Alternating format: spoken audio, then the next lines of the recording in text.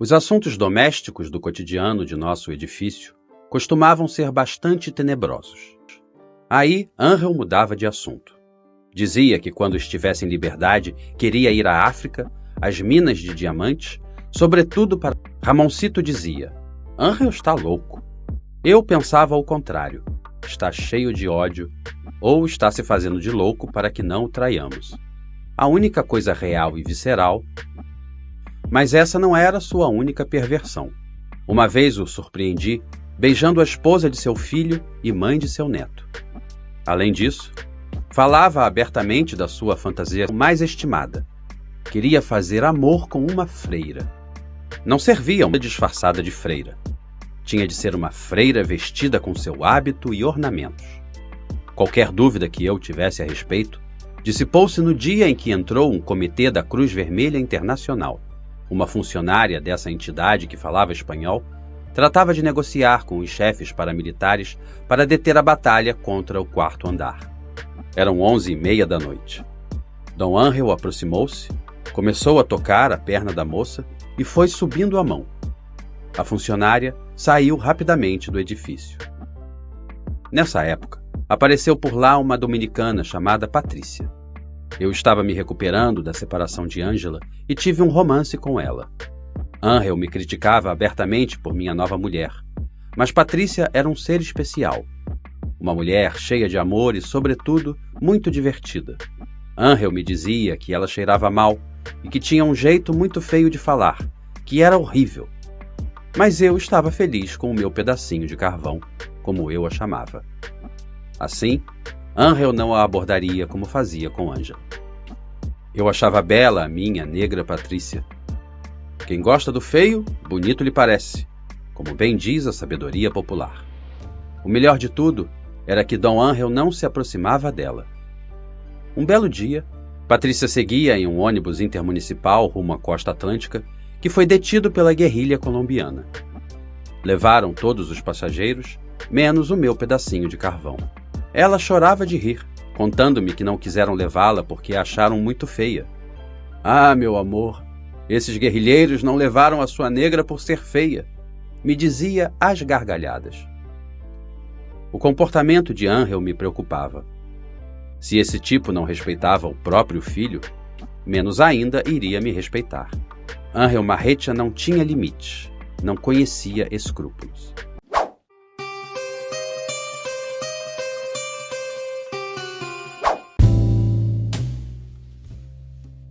O projeto paramilitar já tinha se consolidado em todo o país. Tinham 30% do Congresso da Colômbia. O controle total e absoluto do presídio de Bela Vista, em Medellín. O controle da área norte do presídio Modelo, em Bogotá. O controle dos cultivos de coca e, portanto, da produção e comercialização na Europa, no Canadá, no México e nos Estados Unidos. Tinham um dos maiores exércitos em 40% do território colombiano. Contavam com o controle total de Medellín. Estavam consolidando o controle de Bogotá, Barranquilla, Valledupar, Manizales e La Dorada. Córdoba, em sua totalidade, também lhes pertencia. Tinham agentes infiltrados nas instituições do Estado. Colocavam governadores, prefeitos e vereadores à sua conveniência e, inclusive, nomeavam reitores de universidades. Controlavam a polícia, o exército e o DAS. Tinham controle absoluto. Só a infantaria da Marinha lhes fazia frente, especialmente um alto oficial, o coronel Rafael Colón, comandante da 1ª Brigada da Infantaria da Marinha, que, com seu carisma, ganhou o carinho e o respeito das planícies de Sucre e Bolívar, onde também os enfrentava. Esse verdadeiro homem a serviço da pátria não conhecia o medo. Participou na captura de Miguel Rodríguez Orejuela, em Cali, e confiscou 25 toneladas de cocaína nas costas de Nariño, tornando-se assim o alvo militar das AUC. Os muros, em muitos dos municípios daquele departamento, diziam: Morte a Colón. Sua bravura e elegância ficarão na memória. Houve uma limpeza interna entre os paramilitares de La Modelo. Já tinham sido executados à bala, na ala norte da prisão, 6 de seus integrantes. Eles foram pegos extorquindo da prisão, por celular, empresários e pessoas comuns em nome das AUC. Muitas dessas pessoas tinham acesso ao bloco capital e ali prestaram a queixa. A investigação chegava sempre à prisão modelo. Morte à bala ao Águila, a 300 e a Félix. Estes homens foram levados aos calabouços controlados pelos chefões. Uma vez terminada a investigação, eles os fuzilaram. 2 dessas investigações chegaram a Ramon Plazas. Censura e morte. O sequestro de Rinete Bedoya. Naqueles dias, aconteceu algo escabroso. A jornalista Rinete Bedoya Lima, subdiretora da seção judicial do jornal El Espectador, chegou à prisão modelo no dia 25 de maio de 2000, às 10 da manhã, para entrevistar o paramilitar Mário Raimes, cujo apelido era Panadeiro. Ignorando que fosse um alvo militar por ter denunciado que tanto paramilitares como guerrilheiros tinham armas dentro do presídio, aquele encontro mostrou-se um embuste. Em plena luz do dia, em frente a uma patrulha especial da Polícia Nacional, a jornalista foi sequestrada por um período de 16 horas. Como muitas vítimas da guerra, foi torturada física e psicologicamente. Seus captores, identificados como homens de Carlos Castanho, estupraram-na e a abandonaram perto de Vila Vicêncio, com uma mensagem clara para a imprensa. Se continuarem publicando esses fatos, serão cortados em pedacinhos. Esta ação tinha a marca de Ángel Gaitán Marrecha. Essa mulher corajosa, que nunca conheceu o medo, tornou-se o rosto visível e a voz daquelas vítimas invisíveis, como as mulheres indígenas, as camponesas e as mães de família que foram estupradas por agentes armados em meio às incursões militares.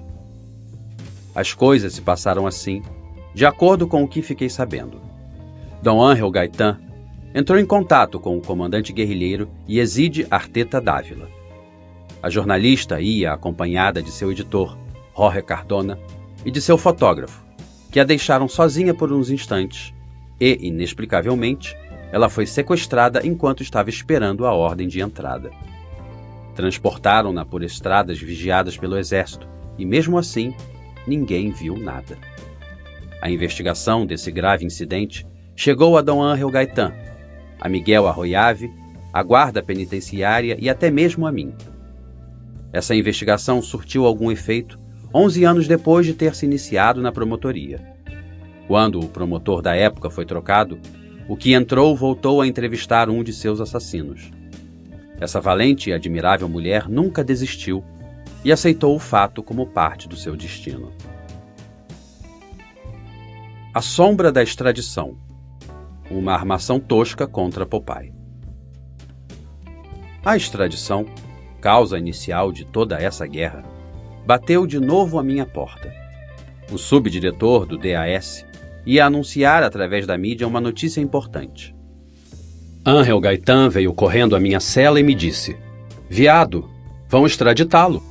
Então, agarrei meu rádio e escutei que o DAS tinha realizado com muito sucesso uma operação antidrogas com os Estados Unidos, a Holanda e o Panamá, da qual o resultado foi uma captura de suma importância na Holanda.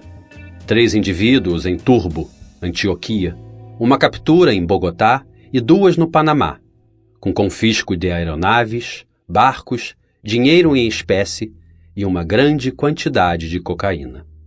O mais importante, a recaptura, na prisão La Modelo, de John Jairo Velásquez Vázquez, vulgo Popeye, o grande chefe da quadrilha, o chefão de Tuticap. Ramoncito começou a fazer todo tipo de comentários mordazes. "Que chefão tão poderoso tínhamos e não sabíamos", dizia às gargalhadas. Para mim, a extradição já não era relevante. Era, isso sim, a compensação pelo fato de compartilhar a hora do almoço no refeitório com todo o ódio que Dom Ángel expelia diuturnamente. Ramoncito também não ficava atrás. Dom Miguel, pelo contrário, sempre se mantinha prudente e respeitoso. Sempre tive a convicção de que não importa a escolha de vida que se tenha feito, mesmo para um assassino profissional, a educação e os bons modos são vitais no meio em que se encontre. Para esses cavalheiros, contudo, Qualquer regra de convivência era totalmente desconhecida. Também aprendi, durante meus anos de prisão, que o maior opressor do preso é o próprio preso. Diante de semelhante notícia, eles esperavam que eu fosse chorar em minha cela. Mas se esqueciam de um pequeno detalhe. Tinham diante de si ninguém mais, ninguém menos que Popeye. Chegou a temida hora do almoço, e ali estava eu. Entre ofensas, começou o noticiário do 12:30. Tudo indicava que as coisas iriam piorar. O coronel da polícia, Germán Gustavo Jaramillo Piedrahita, organizou uma nova árvore genealógica para mim e nela incluiu como meu primo um tal de Jorge Velázquez Camelo. Planejavam uma nova cilada para justificar a minha extradição. Popeye dirigia da sua cela uma poderosa organização de narcotráfico que tinha contatos na Bélgica, na Itália, na Holanda e nos Estados Unidos. Todos esses níveis faziam parte de uma operação contra o narcotráfico. Repetiam os noticiários. O coronel Jaramillo dizia que um espanhol, doente terminal de AIDS, chamado Leopoldo Botigas Lorenzo, morreu com quase 1 quilo de heroína no estômago. Isso poderia fazer com que me extraditassem para a Espanha. Dom Ángel e Ramoncito seguiam felizes. Via-se sua alegria por minha aparente desgraça refletida em seus olhares de maldade. E eu, tranquilo como sempre. Então, liguei para uma amiga jornalista, perguntei-lhe sobre a coletiva de imprensa e ela me contou que o coronel tinha assegurado que a minha extradição aos Estados Unidos era um fato. Preparei minha mente e meu espírito para responder diante da justiça norte-americana.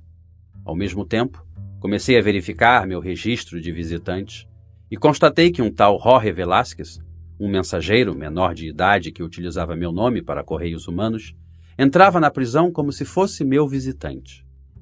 Com ele encontraram o passaporte de uma mula morta em exercício, o espanhol Leopoldo Botigas. Lá fora, o DAS não gozava de plena credibilidade diante da DEA. Os estamentos norte-americanos sabiam que esses agentes faziam qualquer coisa no afã de ascender. Há 10 dias do escândalo midiático, fui levado por agentes do DAS à promotoria. Por fim, ficou provado que tudo tinha sido uma armação feita pelo coronel Jaramillo e que só me incluíram pelo simples fato de eu conhecer Jorge Velázquez, porque, anos antes, ele me apresentara um comprador para um carro que eu estava vendendo em Medellín.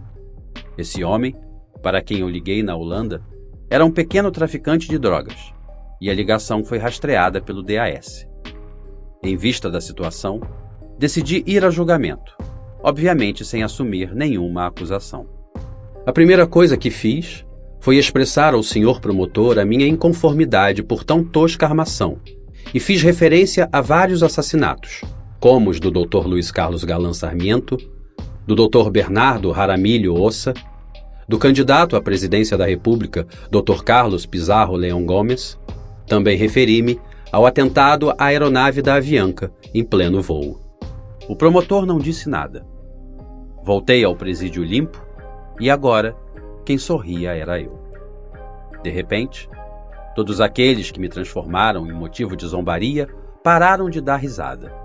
Tudo armação, disse-lhes a queima-roupa. Um favor para o inimigo, taxista, arete e a aeronave da Avianca.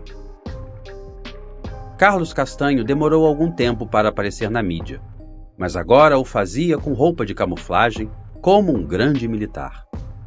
Os Rodrigues Orejuela continuavam em Palmira, Vale, desfrutando de seu presídio com ares de resort. Mas um inimigo silencioso estava se movendo, o Plano Colômbia. Naquela época, já estavam construindo um presídio de alta segurança em Vale do Par. Recebi uma ordem de Carlos Castanho e, na minha situação, não pude recusá-la. Devia ajudar Eugênio Leão Garcia, conhecido como taxista, que tinha explodido o avião da Avianca em pleno voo, juntamente com Carlos Castanho, Pablo Escobar, Carlos Alzate Urquijo, vulgo Arete, Félix Antônio Chitiva, vulgo Mica, o menino mimado dos norte-americanos, Jorge Luiz Ochoa Vázquez, John Freidel, o terrorista da ETA conhecido como Miguelito, e Cuco Zabala. Ao longo da história, sempre se quis vender a hipótese de que aquela fatídica explosão tinha sido causada por uma causa técnica, mas a verdade era outra. Com a intenção de assassinar o presidente César Gaviria, Cuco Zabala e Arete armaram a bomba em uma adega de Eugênio Leão Garcia, em Medellín. Depois, Félix Chitiva guardou-a em outra adega e o pessoal de Carlos Castanho a colocou no avião. O processo judicial sempre foi controlado pelo dinheiro de Arete, que, muito tempo depois, se autoincriminou em declaração no rádio, assumindo a autoria material do atentado, mas até então, para a justiça norte-americana, só havia um culpado, Dandenis Munhoz Mosquera, vulgo La Kika. O taxista era um narcotraficante mediano, dono de alguns laboratórios de processamento de cocaína. E, quando o cartel de Medellín desmoronou, ele passou a integrar as grandes fileiras dos Pepes. Agora, vinha uma fiscal de Medellín com uma lista de perguntas organizadas pela advogada do taxista, e eu recebi a incumbência de ajudar a desviar o testemunho de Arete, para que ele pudesse retirar a confissão. Essa diligência não durou mais de 30 minutos. Contudo, desconfiei de que havia algo por trás daquilo.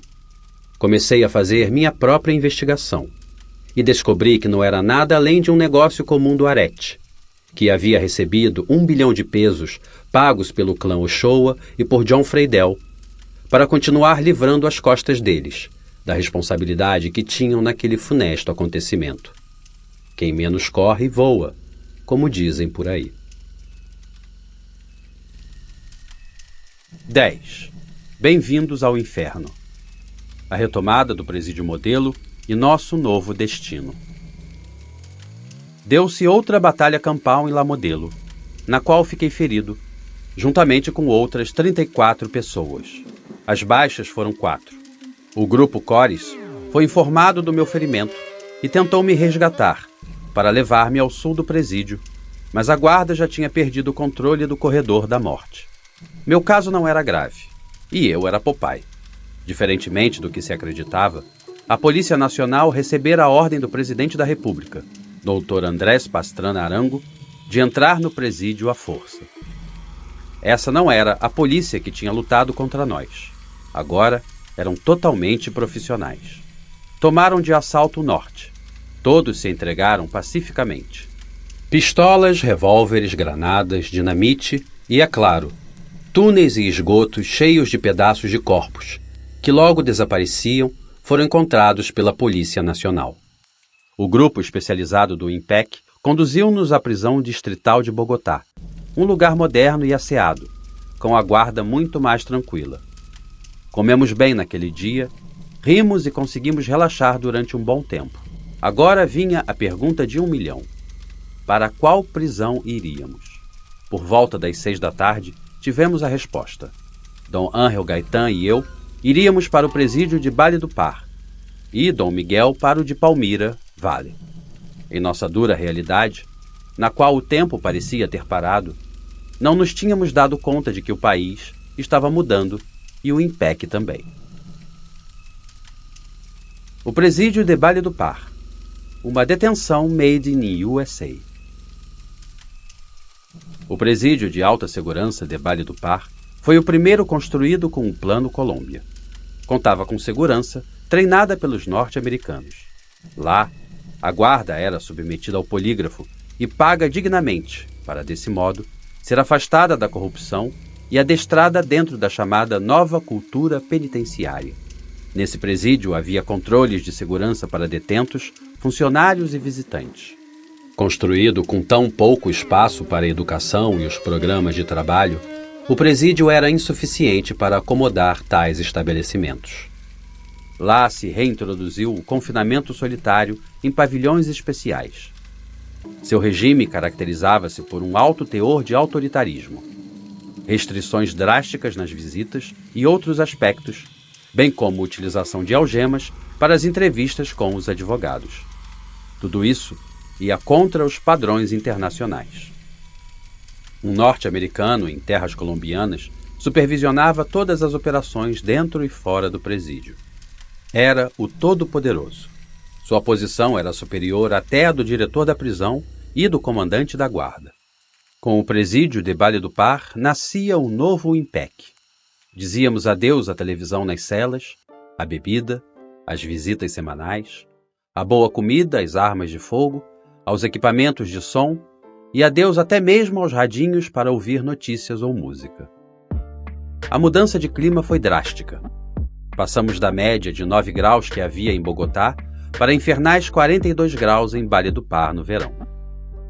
Ángel Gaitán, em um ato de compaixão comigo, contou-me que o capitão Tovar estava ali a cargo da vigilância. Alegrei-me muitíssimo, porque sabia que ele era amigo dos paramilitares, que subia constantemente ao nosso pavilhão de alta segurança em La Modelo, e o mais importante, que ele sabia que eu era testemunha presencial da entrega de 20 milhões de pesos em nome de Dom Miguel. Nem tudo estava mal para mim.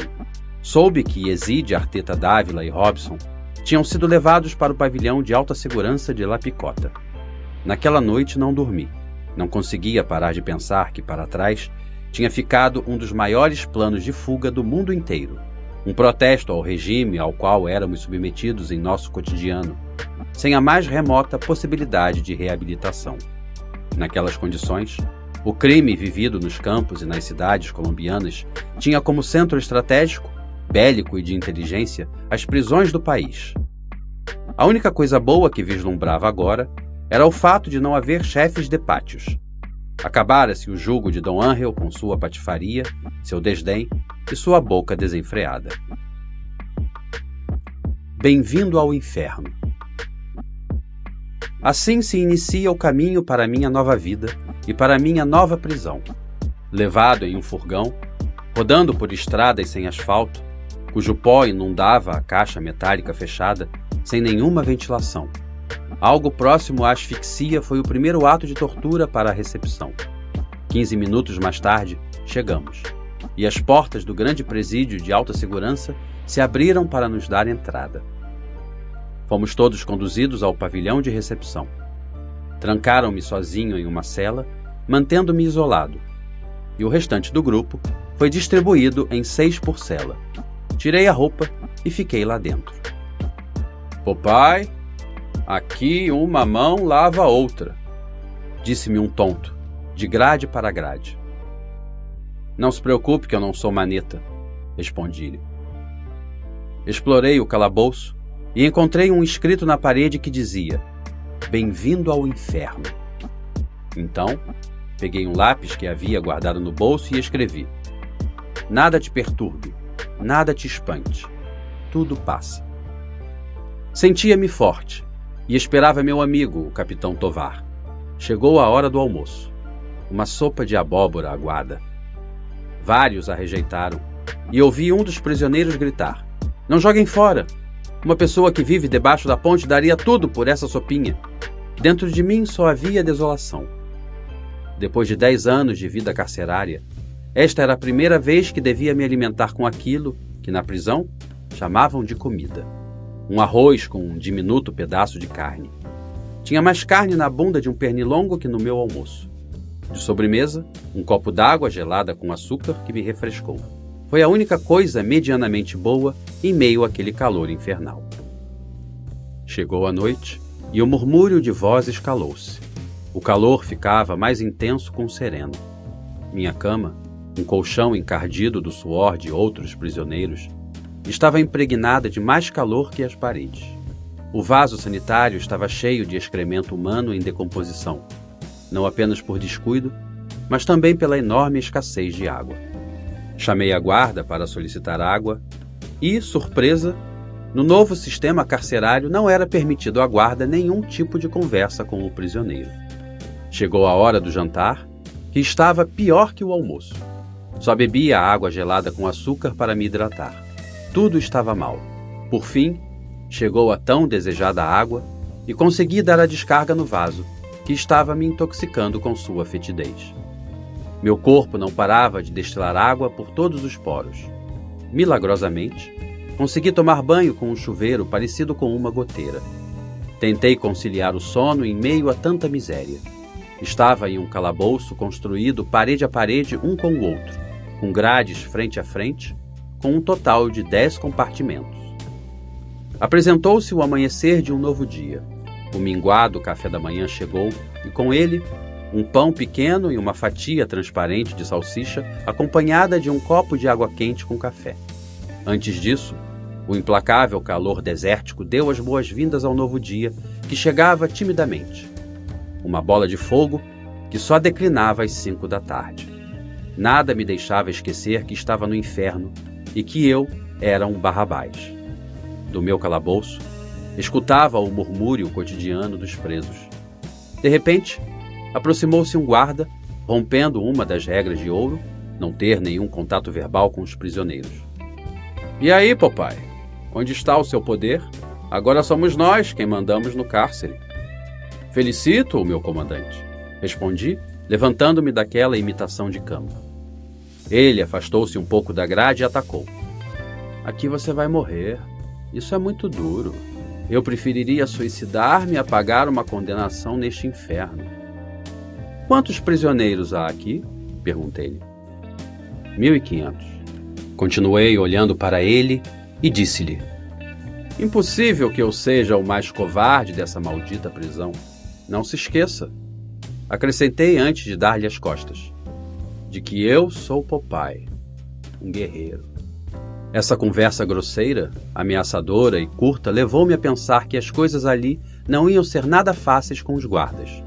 Mas mantinha a esperança de que o capitão Tovar pudesse me apoiar. Os outros prisioneiros vindos de La Modelo foram mandados para o pátio, e um deles despediu-se dizendo-me: te espero no pátio, filho da puta. Ignorei-o, limitando-me a olhar para ele por trás das grades. As portas da prisão eram tipo grade, e isto, além de arejar o calabouço, dava a impressão de que ele era maior. 2 da tarde e eu continuava aprisionado. O clima era cada vez mais sufocante. As paredes cada vez mais fechadas contra mim. Sentia que me asfixiava. Dominei esse mal-estar com a minha mente e tranquilizei-me ao ouvir a voz do capitão Tovar ao longe. Vesti-me e esperei. Seu caminhar era como de um general romano recém-chegado de uma conquista. Ele vinha acompanhado do diretor da prisão, o capitão Pedro Herman Aranguren Pinzon. Saudei-o respeitosamente, e a resposta dele foi apontar-me com o dedo indicador, manifestando que eu era um detento perigoso para a prisão, que ele já me conhecia de La Modelo. Calei-me desconcertado. Esse tipo vai para o calabouço, acrescentou. O diretor só me olhava. Ambos se retiraram, seguindo seu trajeto. Sabendo que o capitão Tovar tinha 2 caras, pensei que dissera aquilo só para impressionar o diretor da prisão, e continuei guardando uma esperança. Chegou o barbeiro e, sem hesitar, raspou a minha cabeça. Todavia, estando nesse inferno de clima e sem água, isso acabou sendo um alívio. Incrivelmente, nem o barbeiro falava. Com altivez, um guarda lançou-me um uniforme que ficava enormemente grande em mim e um par de sapatos extremamente pequeno. Essa também foi a primeira vez que tive de usar uniforme, em meu já 10º ano de encarceramento. Sem o menor respeito pela dignidade humana e pelo direito à igualdade, à alimentação ou ao serviço de saúde que a Constituição Nacional e o Código de Procedimento Penal garantem, tudo ali era submissão. Para culminar a jornada, chegou a ordem do guarda para que eu me despisse e me submetesse a um detector de metais. Não satisfeito com essa inspeção, tive de ficar de cócoras 3 vezes e depois obrigou-me a mostrar-lhe o ânus. Em seguida, tive de acompanhá-lo completamente algemado com as mãos para trás, estando dentro do presídio. Ia rumo ao calabouço. Pensava comigo que aquele homem devia ser um tremendo viado. Caminho para o temido calabouço. Abriram-se grades e grades.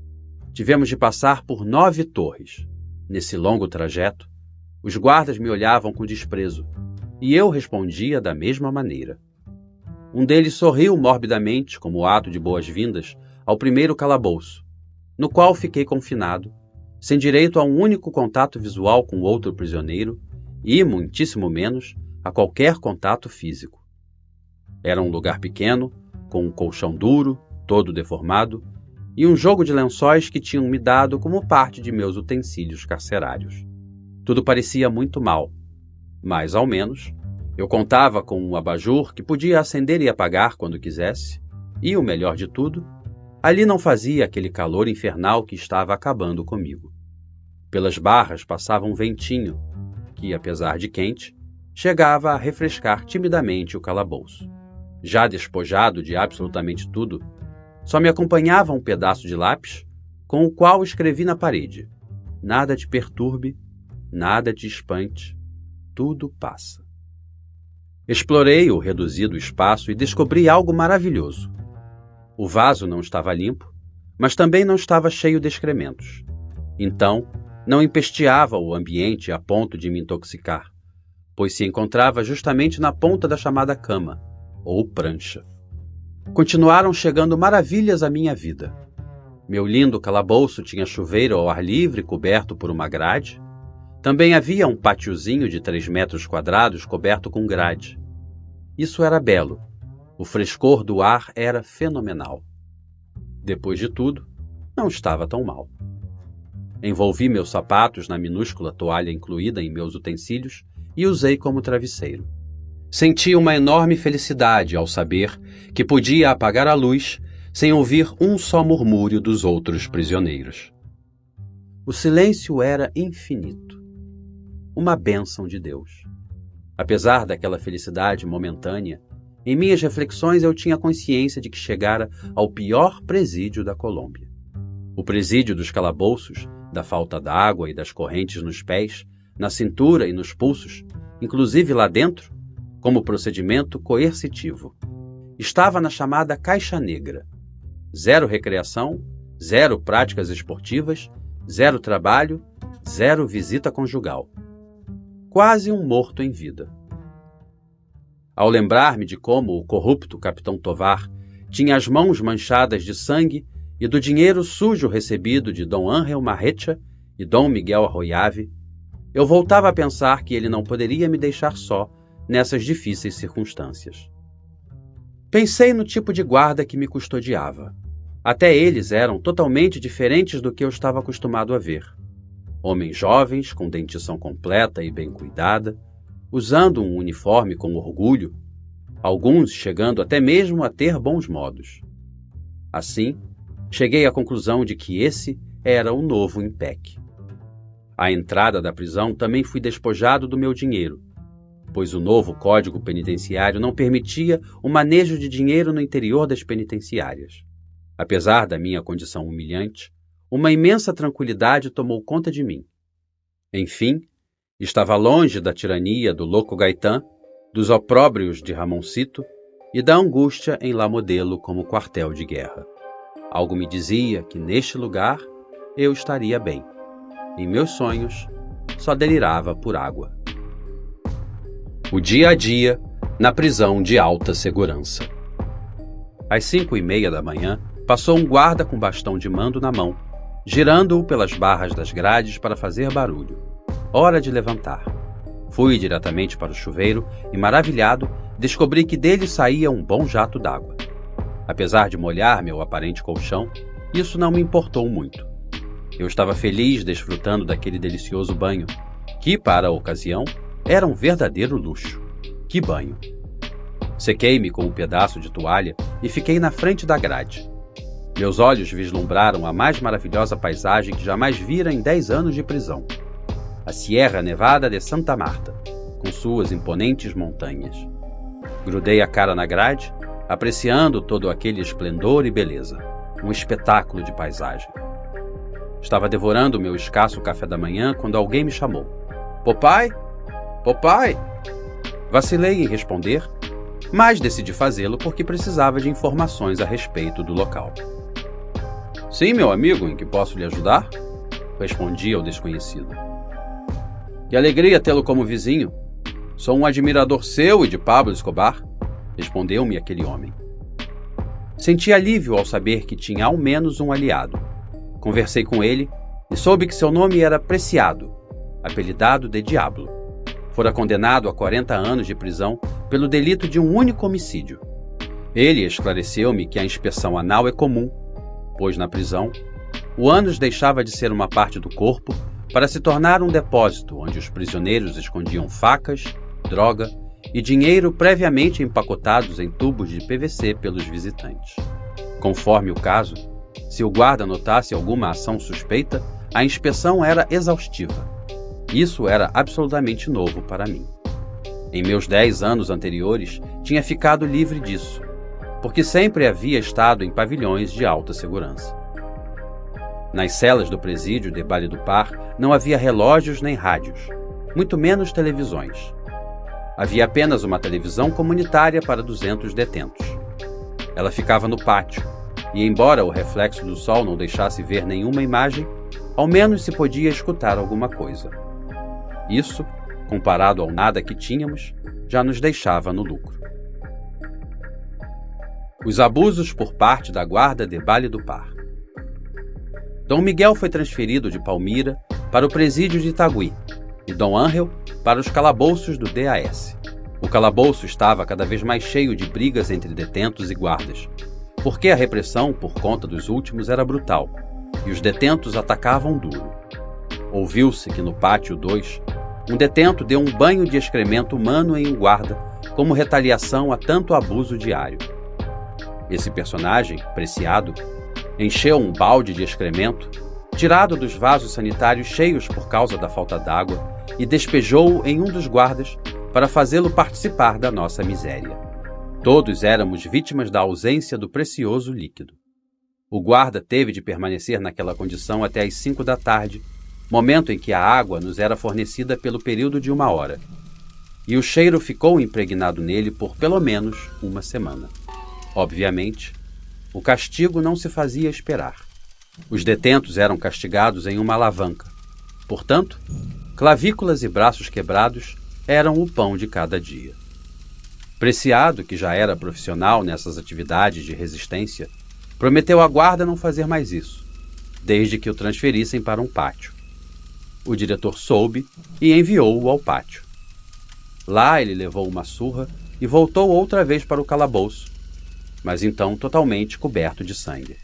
Sem nenhum canal de comunicação entre os prisioneiros e a guarda, as necessidades básicas não podiam ser cobertas. Nem mesmo era possível relatar ou tirar um doente para ser atendido. Diante dessa incomunicação da guarda com o prisioneiro, todos se amotinavam, destruindo as mesas de cimento para lançá-las nos vidros blindados. Os guardas posicionavam-se na cobertura da torre, disparavam gás lacrimogênio e depois entravam com máscaras antigás, descendo o porrete, e imediatamente levando de 8 a 10 detentos para os calabouços. Esse tipo de ação teve de mudar para ajustar-se às normas colombianas. Por interpretação da Corte Suprema de Justiça, e graças a uma ação de tutela apresentada por alguns detentos contra a direção do presídio, que estava nas mãos do corrupto capitão Tovar, a guarda penitenciária foi repreendida. Como resultado, só se conseguiu que a guarda se comunicasse verbalmente com os detentos, o que, com o tempo, foi pior que a encomenda. A partir de então, éramos agredidos verbalmente de forma constante. Os guardas chegavam à minha grade para zombar da minha condição e eu me calava. Estavam cheios de poder e soberba, sentimentos que eu conhecia muito bem. Um belo dia, o capitão Tovar me visitou. Entrou no meu calabouço sem sequer me cumprimentar, ao que eu respondi com o mesmo desprezo no olhar. Ele achou que eu tinha coisas demais e, imediatamente, ordenou inspeção diária. Com um pontapé, derrubou uns copos descartáveis cheios de água que eu guardara para me refrescar, como meio de sobrevivência, pois, dada a falta do precioso líquido, era importante conservá-lo de diferentes maneiras. Saiu xingando. O que ele não sabia era que os guardas também estavam cansados de sua tirania e maus tratos físicos. Senti que o odiavam até mais do que eu. "Papai", disse-me um deles, "desmascare esse miserável. Nós sabemos que ele é corrupto." O que vocês fazem comigo, ele faz com vocês. Respondi encarando e dei-lhe as costas, e ele retirou-se, chutando a grade. Os presos eram tirados de suas celas às 6 da manhã e levados para o pátio até às 5 da tarde. Todos, exceto eu, que continuava em isolamento. Os dias passavam. Outro dia, inesperadamente, visitou-me o desprezível diretor do presídio, o capitão Aranguren. Esse inseto só tinha um objetivo: zombar da minha condição. O miserável oficial esperava que o confinamento estivesse me matando lentamente. Veja onde está. Passa por isso porque é um assassino, me disse, sem receber uma palavra da minha parte. Nunca vou tirá-lo daqui, porque é justamente aqui que você vai morrer. Então preocupe-se, respondi secamente, porque estou muito bem aqui. E por favor, retire-se, que é hora de fazer meus exercícios. O indivíduo fervia de raiva e não teve opção a não ser se retirar. Os pernilongos eram próprios daquele clima. Em uma época do ano, pululavam como a verdadeira praga que são. Nuvens inteiras desses malditos insetos enchiam a prisão. E, como para reciclar o ambiente, também tínhamos a época das moscas. Além dessas pragas, também havia uns animais pequeníssimos que se metiam em qualquer buraco na parede. E durante a noite, zumbiam duríssimo, como se estivessem se enforcando. Se minha mente não tivesse sido forte, eu teria enlouquecido. A característica desse animalzinho é zumbir até se arrebentar. E, para arrematar, esse presídio tinha milhares de formigas. E viam-se também serpentes, escorpiões, aranhas e todo tipo de insetos dignos de qualquer salão do purgatório. Tudo confabulava para tornar o lugar um verdadeiro inferno, sem direito a uma tela ou a um ventilador que nos permitisse não viver, mas sobreviver de maneira digna. Aquilo não era vida. Confortava-me o fato de saber que contava com uma bela vista, e lá, ao longe, via-se esplêndidas aves que desciam da Sierra Nevada. Bandos de papagaios enormes, águias incríveis, gaviões e todo tipo de pássaros coloridos, que davam um pouco de alegria ao meu existir. Nesse calabouço, tornei-me profissional em formigas. Eu lhes dava água com açúcar e elas vinham correndo beber. Em minhas longas horas de solidão com esses incríveis animais, analisei como protegiam a sua rainha. Identifiquei as trabalhadoras, as guerreiras. Já sabia quando ia chover, porque elas se escondiam em cantos escuros, e com efeito, em não mais de 1 hora a chuva caía. Em meu isolamento, também aprendi a reconhecer a hora pelo café da manhã e o banho matinal. Sabia a hora ao meio-dia e à tarde, graças à sombra que o sol projetava em minha grade. Torturas físicas e sonhos de liberdade no inferno. A negra Patrícia não se esquecia de mim, e da Espanha me enviava revistas de vez em quando, das quais os guardas confiscavam algumas imagens por considerá-las imorais. Era apenas uma modelo exibindo seu torso nu. Não protestei, porque sabia que seus dias de poder e abuso estavam contados. Depois de muita insistência, conseguimos que nos levassem a um pequeno pátio para caminhar. Não importava quem saísse primeiro, Yazid e depois eu. Durante esse tempo, aproveitávamos para falar, mesmo que fosse aos gritos, como fazíamos diariamente para nos dar bom dia e, ao entardecer, boa noite. Com o tempo, o diretor, já assustado com as reclamações que teve de enfrentar por conta de prisioneiros que reclamavam uma vida penitenciária digna e temendo por seu cargo, decidiu permitir-nos sair à quadra de futebol 1 vez por semana. Durante as minhas saídas, aproveitei para conhecer melhor o terreno, mas, como sempre, o calor era absurdamente sufocante. A quadra era imensa, e sair do calabouço, ainda que só por 1 hora, era fenomenal. A Torre 9 ficava em um lugar privilegiado, com áreas verdes e cabines para receber os advogados, que se comunicavam com os detentos por meio de interfone, olhando-os nos olhos através de um vidro. Contudo, esse lugar era uma verdadeira sauna. Daquela torre, vi que, em continuidade, havia uma fila de torres numeradas do 8 ao 1. Toda essa estrutura cercada por um muro. com corredores que circundavam a prisão e guaritas de vigilância para os guardas. No meio de cada uma das torres havia um pátio de visitas, com quartos para a visita íntima, que, por regulamento, ocorria a cada 45 dias e tinha a duração de 1 hora. Nunca entendi como, com o novo regime penitenciário, ainda a permitiam. Lembrava-me de que em La Modelo tínhamos visita das 8 da manhã às 5 da tarde, entrevistas todos os dias, e era grandioso saber que se tinha algum tipo de apoio emocional diante de tanta desgraça. Além disso, podia-se escolher receber a visita fora ou dentro da cela, com a porta fechada, com maior privacidade, e também havia bebida e outras comodidades. Era um paraíso. Diferente do sistema norte-americano, no qual, se há um viciado em drogas, este é submetido a tratamento de desintoxicação antes de ingressar na população carcerária e iniciar sua condenação.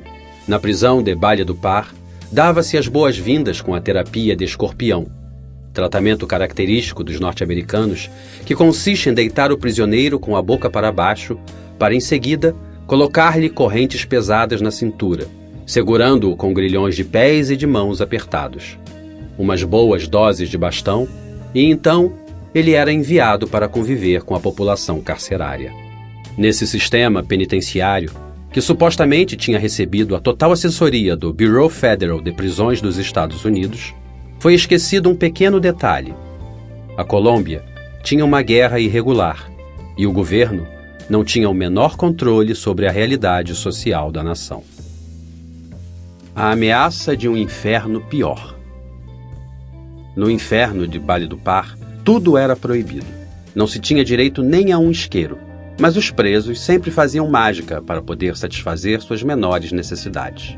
Alguns dos detentos envolviam papel higiênico em um abajur e, em fração de segundos, já tinham fogo. Fabricavam facas com hastes que arrancavam das paredes, afiavam-nas contra o cimento e punham nelas um cabo improvisado, feito de copos plásticos derretidos. A guarda pegava 20 facas e os presos fabricavam 40. No inferno, preso que se respeitasse devia sair ao pátio com o seu punhal. Também havia uns códigos de honra. Não se podia atacar ninguém pelas costas nem no chão. Também não se perseguia quem estivesse fugindo de uma briga. Os enfrentamentos se davam com uma toalha enrolada no antebraço, presa com a mão, a qual chamavam de muleta, e eram combinados lugares escolhidos de antemão, longe do olhar dos guardas. Os rumores não paravam. Já estavam construindo o presídio de Cómbita, localizado no departamento de Boyacá, em um município que tinha o mesmo nome. Corriam boatos de que ia ser mais tenebroso que aquele inferno. Valledupar já não me atemorizava. Agora, o novo terror era Cómbita. Os guardas comentavam que essa prisão tinha 10 andares embaixo da terra, que respirar era quase impossível e que o frio era brutal. A guarda estava sendo treinada para ser ainda mais estrita, porque o diretor dela seria norte-americano. Ia ser a prisão mais segura de toda a América Latina. A guarda aterrorizava verbalmente a torto e a direito, mas eu seguia firme em minhas convicções. Nada poderia ser pior que viver em um calabouço com uma temperatura de 42 graus, com excrementos humanos por toda a parte, ou espantando as moscas varejeiras para poder beber um copo de mísera sopa. Conseguia sobreviver cheio de picaduras de pernilongo, suportando as inspeções diárias com a arrogância e o desprezo da guarda e a ameaça constante do temido escorpião. Os fantasmas do divórcio e da extradição. Dias mais tarde, recebi uma surpresa, uma carta de Ângela Maria. Comecei a ler com ansiedade, buscando afobadamente notícias de meu filho. Mas, que desilusão, nem uma palavra sobre ele. Ri com sarcasmo ao saber que o único objetivo daquela missiva era solicitar o divórcio. Eu, em semelhante condição, esperava firmar qualquer coisa, menos um divórcio. Somado a isso, o corrupto Aranguren ordenou a minha transferência ao calabouço de trás. Adeus à bela vista para Sierra Nevada. Adeus às suas belas aves.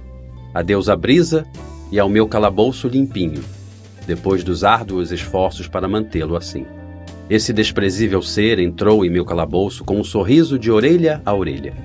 Estava acompanhado de um sargento da guarda, para me tirar à força, mas não lhes dei esse gosto. Sem oferecer nenhuma resistência, tirei meus poucos pertences, entre os quais minha dignidade, e fui conduzido por eles. O diretor da prisão opunha-se a que eu fosse tirado do inferno, apesar do tremendo problema que havia se armado pela montagem do DAS. Minha extradição aos Estados Unidos estava sendo resolvida. Por norma jurídica, eu devia participar desses processos, como parte de meus direitos a uma defesa adequada. Mas o diretor, desobediente, pretendia que o procedimento se fizesse por micro-ondas ou sinais de fumaça. Para ele, juntamente com Yazid Arteta Dávila, eu representava seu maior troféu e o principal alvo para descarregar seus ódios e rancores. O repugnante diretor respaldava sua decisão argumentando que o próprio presidente da República da Colômbia, o Dr. Andrés Pastrana Arango, por meio do Conselho de Segurança Nacional, havia dado a ordem de me colocar no pior dos calabouços que permitisse o sistema penitenciário. Tudo como represália por seu sequestro, executado por mim, seguindo ordem de Pablo Escobar Gaviria, no dia 18 de janeiro de 1998, em sua sede de campanha. Chegou ao fim a festa do preso. Colocaram um gravador no corredor com música balianato a todo o volume. Às 5 da manhã, Aranguren chegou acompanhado de uns mariachis. Vinham cantando na frente de cada calabouço. Ao chegar ao meu, detiveram-se e Aranguren escolheu a música Pero Sigo Siendo El Rey. Não me amedrontei, muito pelo contrário. Escutei a canção e apreciei com atenção sua letra e melodia. Minha esperança era conseguir ser transferido para Bogotá. Portanto, sandices dessa natureza nem sequer me afetavam. A guarda seguia cumprindo sua terapia de terror. Tudo o que falavam referia-se à cômbita. Diziam que dos chuveiros só saía água congelante, mas eu pensava que isso seria uma delícia depois de viver naquele calor infernal. Imaginava um bloco de gelo como uma almofada e sorria. Nunca parava de sorrir. A Guerra Fria pelo Inferno. O capitão Tovar e o diretor pediram apoio à polícia para o deslocamento dos guardas em seus percursos de casa ao trabalho e vice-versa. Até então, vários guardas já tinham sido abordados saindo ou chegando do presídio. Munidos de uma lista, homens armados em trajes civis procuravam aqueles que trabalhavam no presídio de alta segurança de Valledupar. O objetivo era identificar os guardas de alta segurança e atemorizá-los ou matá-los. O medo colocava-se do nosso lado, pela abusiva e agora assassina guarda que só se sentia segura dentro do presídio. Esse foi o princípio de uma guerra fria. Escutava-se que iam dinamitar uma das pontes pelas quais atravessava o micro-ônibus dos guardas. Então, como medida preventiva, todos deviam andar sempre acompanhados.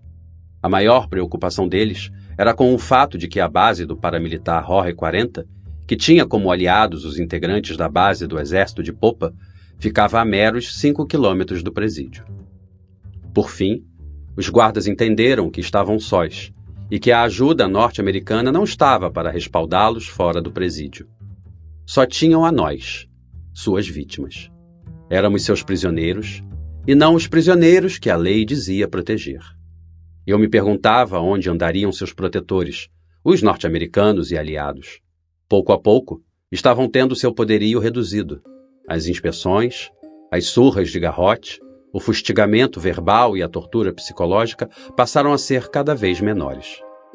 O escorpião não voltou a ser visto. A cordialidade com a visita voltou.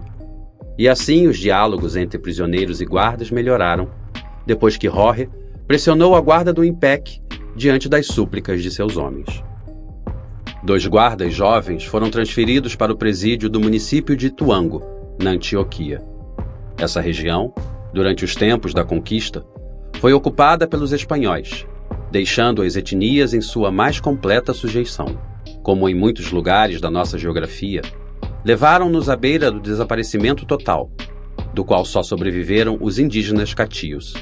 Ituango estava ocupada pela guerrilha e havia sido declarada área de risco extremo. Quando a guerrilha soube que os guardas transferidos vinham de Valledupar, estes foram executados no ato. Tal notícia não foi muito bem recebida pela guarda do presídio. A prisão tinha se tornado um maremoto de emoções.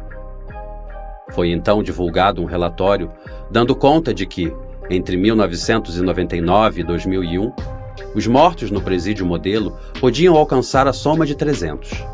A quantidade de infartos relatados na região de Puente Aranda ultrapassava em muito a do restante do país. A valente jornalista Rinete Bedoya visitou nossa prisão e relatou publicamente as condições do lugar. E concluiu: o único que merece estar ali é Popeye.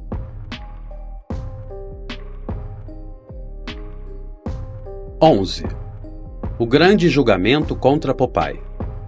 O inverno em Baile do Par. No inferno de Baile do Par, a situação em geral tinha melhorado, depois que os paramilitares fizeram com que fôssemos respeitados. Chegou-se a um acordo com Jorge 40 por meio de um preso poderoso que estava recluso no presídio, e assim baixou a pressão que vinha sendo exercida sobre os guardas. A única coisa que eles deviam fazer era cumprir com seu dever, não se exceder em suas funções. Jorge 40 enviou uma carta assinada de próprio punho e letra para todos os seus presos, cuja mensagem central era comportamento e disciplina. Os guardas de Baile do Par, que já eram bem pagos, tinham descoberto que com esse dinheiro podiam comprar motos, armas, bebida, o prazer de uma boa companhia feminina. Agora se davam conta de que o melhor complemento para o seu trabalho era a tranquilidade. Poder ir passear às margens do rio Guatapuri, dirigir-se ao supermercado para comprar um saco de arroz ou à banca da esquina, sem esperar uma surpresa fatal. Contudo, também eram cientes da violência que tinham semeado junto aos presos da prisão e que acolheriam de volta se continuassem a praticá-la. O caso de Ituango os fez entender que não importava a distância, sua imagem e reputação ia além de seus pequenos povoados. Agora, chegava algo novo a nossas vidas: o inverno. Que descanso! Eu olhava com muita atenção cada canto do meu calabouço, e as formigas já não estavam lá. Não obstante, quando chegavam os aguaceiros, surgiam outras necessidades. Baile do Par era um lugar de extremos. Olhava-se para o céu e estava completamente limpo. 20 minutos depois, estava totalmente cheio de nuvens e cântaros d'água desabavam sobre nós. Em geral, às 3 da tarde vinha a mudança de clima, com suas precipitações que mais tarde pareciam se estabilizar. Meu calabouço se inundava, e eu precisava ficar em um canto, encurralado, em cima do meu pedaço de colchão.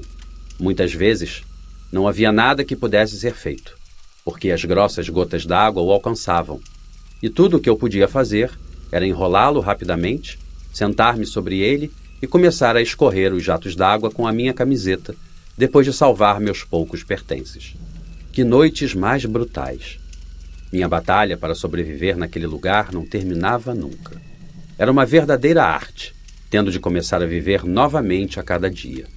Desse modo, a cada novo amanhecer, a água que nos inundava ia por onde tinha vindo e mais tarde voltava. Precisava cuidar daquele mísero colchão, pois, se molhasse, demoraria vários dias para secar, e minhas condições básicas de vida dependiam dele. Pensava em meu filho, em como estaria, perguntava-me se estaria com saúde ou doente, se sua mãe estaria fazendo bem a tarefa de educá-lo, se seria feliz. Desejava vê-lo com todo o meu espírito. A vida naquele presídio tinha me arrancado o meu mais precioso tesouro, a família. Não obstante, sabia que devia deixar o tempo passar, sem me perder no desespero. Investia muito tempo observando os pernilongos, aproveitava a ausência dos animaizinhos que zumbiam e também o frescor que nos deixava a chuva com sua brisa, assim como a bela vista de Sierra Nevada de Santa Marta, com suas imponentes montanhas, seu mistério e seu encanto, fonte de inspiração de poetas, de relatos místicos e de cantos que, talvez sem saber, também tenham enchido meu espírito da magia e da alegria que a sagrada montanha emanava. Aqueles fortes aguaceiros inundavam os calabouços e os pátios e causavam estragos até no segundo andar da prisão. A água descia torrencialmente pelos corredores do presídio, caindo como uma cascata incontrolável entre suas torres, pressagiando que naquele lugar jamais existiria ternura. O verão nos fazia arder e a água agora nos inundava. Ali não havia meio termo. O inverno, ainda que caudaloso, nos dava um descanso do inclemente ardor de Bari-do-Par. De madrugada, tinha de colocar o horrível uniforme da penitenciária, porque meus lençóis não eram suficientes para suportar o clima inconstante. O chuveiro continuava sendo uma verdadeira delícia, mas lá nada era de graça. Com a chuva, chegaram milhões de pernilongos. As paredes ficavam cobertas desses ferozes sanguessugas. Devíamos nos manter fortes, tolerando as intempéries sem mosquiteiro, sem ventilador e sem nenhum tipo de repelente. Os presos eram seu banquete de café da manhã, almoço e jantar. Os pernilongos não eram os únicos que não diferenciavam classe social, cor nem religião. Para eles, éramos todos iguais. As moscas também não ficavam para trás. Multiplicavam-se aos milhares. As aranhas diminuíam na época do inverno, mas os perigosos escorpiões permaneciam, enquanto os animaizinhos zumbidores desapareciam quase por completo. Qualquer um esperaria que as noites fossem mais aprazíveis, mas não. Era tudo mentira, uma trapaça da natureza. Agora que não tínhamos animaizinhos orquestrando a noite com seu ruído ensurdecedor, a providência nos enviava pernilongos incansáveis, que nos devoravam sem piedade. E caso alguém não quisesse silêncio, bem em frente aos calabouços a água se acumulava, proporcionando na madrugada belas sinfonias de sapos. Algumas boas notícias. Recebi uma boa notícia da minha advogada. Ela tinha conseguido o meu encaminhamento para Bogotá, para enfrentar meu julgamento por narcotráfico que estava por vir. Por fim, tinha ganhado a disputa com o diretor do presídio. Já não seria mais o seu troféu de guerra, nem aquele ser no qual ele e sua guarda vinham descarregar seu ódio. Uma nova batalha chegava a seu fim. Outra excelente notícia acompanhou minha iminente transferência para a capital. Chegou ao presídio de alta segurança de Bari-do-Par uma comissão estrangeira de direitos humanos para verificar nossas condições de vida. Na verdade, os integrantes dessa comissão não tiveram a melhor impressão desse abominável lugar. Os pátios inundados com água estancada, as péssimas condições de salubridade, os prisioneiros se queixando de sua lamentável situação. Ainda assim, de minha parte, não receberam uma única queixa. Eu não disse nada. Algo dentro de mim me dizia que minha batalha em Bari-do-Par estava a ponto de terminar. O céu dessa região caracteriza-se por sua ausência de nuvens, mais ainda em tempo de ventos. Por alguma razão, acordei uma noite e vi que o céu estava cheio de estrelas. Irradiava uma luz noturna que se refletia no pátiozinho. Saí e um espetáculo apoteótico revelou-se diante de mim. O céu cheio de estrelas e a lua cheia as acompanhava. Senti uma tranquilidade infinita invadir-me. Sentei-me na metade do pequeno pátio, isolei-me de tudo aquilo que me rodeava e durante um bom tempo fiquei olhando fixamente para aquela maravilha. Já não sentia calor nem angústia. Senti-me imensamente feliz. Essa era uma das maravilhas que talvez bem poucos tenham desfrutado como eu naqueles calabouços. Apesar dos longos anos de reclusão, dos processos judiciais que vinham contra mim, sentia-me realizado e feliz como nunca. E isso só podia ser um presente do bom Deus. A luz iluminou de maneira especial a linda Sierra Nevada de Santa Marta, que parecia mais majestosa do que nunca. E então pensei que aquela sensação era mais bela e grandiosa que a própria liberdade. Voltei ao meu calabouço amparado pela esplêndida lua e tive o mais prazeroso dos sonos. No dia seguinte, levantei-me cheio de energia e alegria, fiz meus exercícios de rotina e, novamente, meu filho estava em minha mente, predispondo-me para algo bom. Não sabia o que era, mas sentia que minha experiência da noite anterior era o presságio de algo muito positivo em minha vida. Sentia que a minha saída do inferno se aproximava. Pensava que o julgamento ia ser longo e que, portanto, permaneceria em Bogotá. Esperei a noite com ansiedade, desejoso de ver novamente o céu estrelado, mas fui levado para o setor de recepções. Voltava o fantasma das Farc e apareciam novamente Aranguren e o corrupto capitão Tovar. E Yazid, por conta própria e por si só, como sempre, lia e escrevia muito. Minha vitória sobre o inferno de Balha do Par.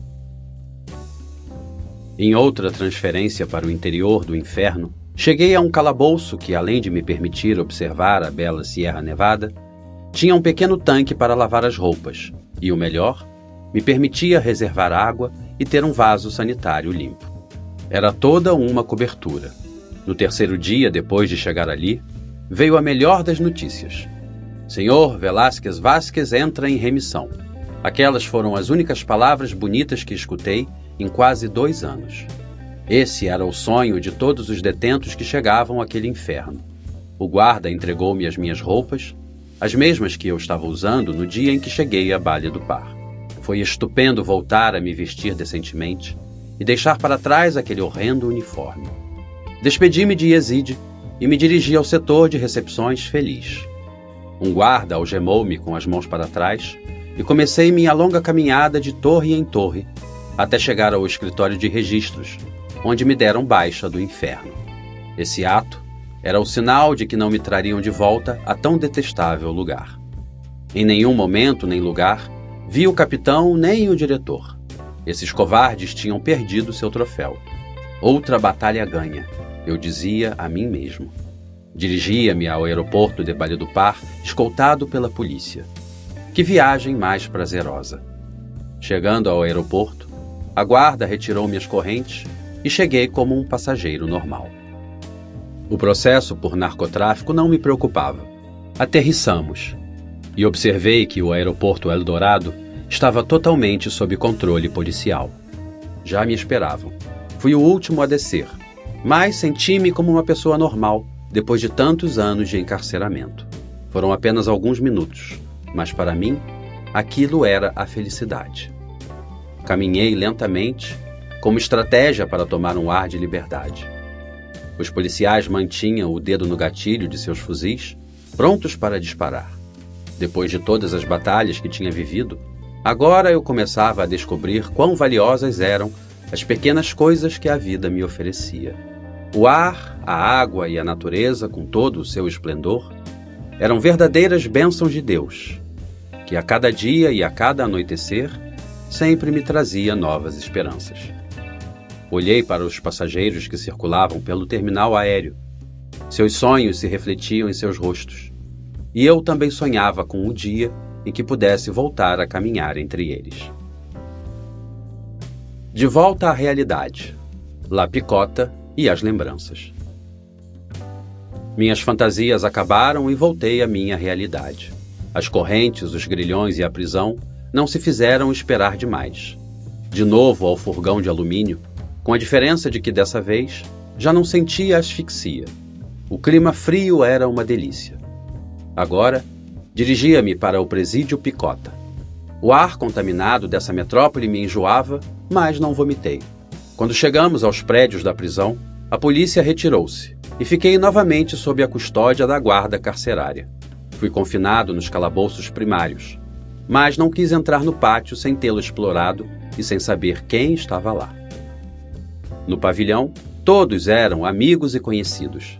Depois de 2 anos de isolamento, voltava a estar com a população carcerária. Tudo isso era um paraíso. Deram-me uma boa cela. Senti-me exultante. Bogotá é Bogotá. Gozando de um pouco mais de confiança e com a experiência adquirida em minhas antigas temporadas nessa prisão, dirigi-me ao 2º andar e pedi que me mostrassem a cela onde caíra Ángel Gaitán Marrecha. Observei o lugar e, apesar de toda a indiferença e humilhação que havia recebido do louco, cheguei a sentir um pouco de tristeza. Contaram-me como Robinson havia chutado o cadáver sem piedade. Todos tínhamos medo do velho, mas não respeito. Contavam-me os meus amigos. Os longos meses de calabouço em Balha do Par, com sua falta de comida, mais a transpiração constante, tinham me feito emagrecer consideravelmente. Então, Compreendi que agora tinha uma oportunidade. Devia comer bem e fortalecer-me fisicamente.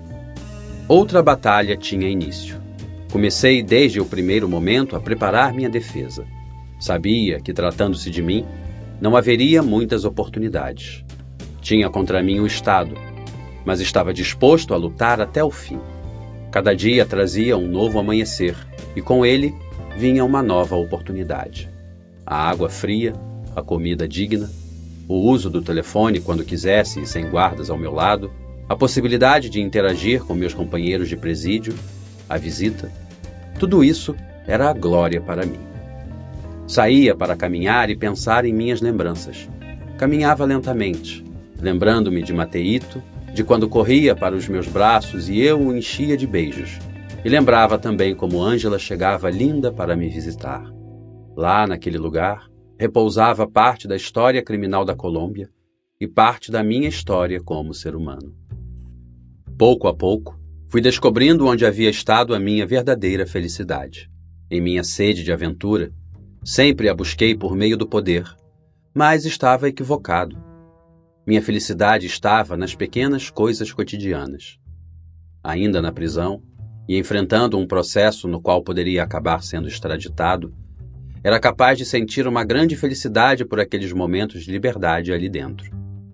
Estava feliz com o clima fresco de Bogotá, feliz porque podia usar novamente minhas roupas de marca, feliz porque podia usar o telefone no momento em que quisesse, feliz porque tinha saído do calabouço depois de 14 meses, feliz porque tinha um espaço por onde caminhar, feliz porque podia ver televisão quando quisesse, mas o mais importante, eu estava feliz porque agora tinha um espírito livre para decidir e a minha mente estava aberta para criar a minha própria crença e agir de acordo com ela.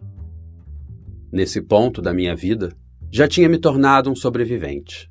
Tinha sobrevivido às guerras que um dia Pablo Escobar travou contra o Estado colombiano, tinha sobrevivido a 2 guerras sangrentas na prisão Modelo, tinha sobrevivido aos atentados de Leônidas Vargas, tinha sobrevivido à tortura, ao confinamento e ao isolamento no inferno, e tinha sobrevivido ainda aos desamores e às minhas lutas internas. Nesse caminhar, tive a maravilhosa oportunidade de ver como, um a um, meus inimigos e os de meu patrão iam caindo.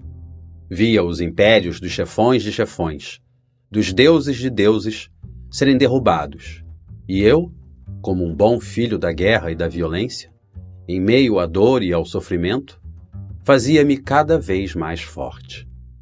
Sentia-me feliz porque estava conseguindo ser feliz. As pequenas coisas que a vida estava me dando eram a prova disso. Tinha descoberto a imensidão do firmamento repleto de estrelas, contemplado, absorto, a magnificência da sua beleza, encontrado o valor daquela gota d'água que me acalmava a sede e refrescava meu corpo. Tinha encontrado o valor de tudo aquilo que, por mais simples que pareça, vem e nos reconforta a alma. Era o momento perfeito para cuidar do meu corpo. Devia alimentar-me bem e começar a encher o meu cântaro da esperança, porque o da fortaleza já estava completamente cheio.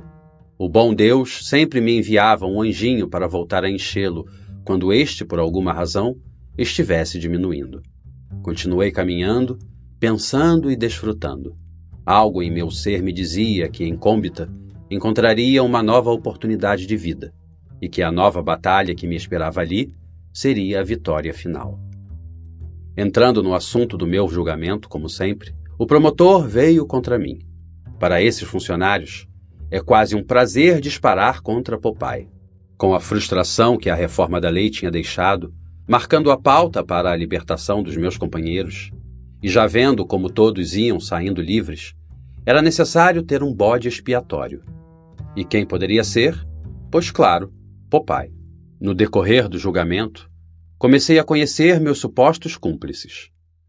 Não vi em nenhuma parte o perfil de bandidos matadores, e menos ainda de mafiosos, como os meios de comunicação tinham descrito. Senti uma enorme tristeza ao ver minha suposta quadrilha e mais ainda vendo como a imprensa cobria o evento com grande estardalhaço. Paradoxalmente, Jorge Velázquez Camelo, personagem central daquele circo, não apareceu no julgamento, embora tenha tido a delicadeza de aceitar as acusações. Quanto aos famosos $100 mil que os brilhantes investigadores da Procuradoria roubaram, silêncio absoluto na sala. Pareceu-me que a juíza era honesta, mas tinha uma grande limitação. Se me exonerasse, provavelmente perderia o emprego. Minha advogada, Luz Dari Chari Mayungo, desenvolveu minha defesa fortemente. A juíza especializada esperava uma chuva de advogados de prestígio defendendo-me e a minha organização. Mas eu só me apresentei com a minha valente advogada de baixo orçamento. Também não se apresentaram os superinvestigadores da Holanda, da Bélgica, da Itália e dos Estados Unidos. Mas apenas 2 tristes detetives do DAS foram confirmar sua pobre armação. Esse grande julgamento contra Popeye e seu tráfico de drogas marítimo estava derretendo feito manteiga. Tinha mais malícia um gato de porcelana que aqueles 2 investigadores do DAS. E esses homens não tinham capacidade para organizar o sequestro de um gato, nem que lhes entregasse a gaiola, o leite, uma armadilha e o gato, obviamente.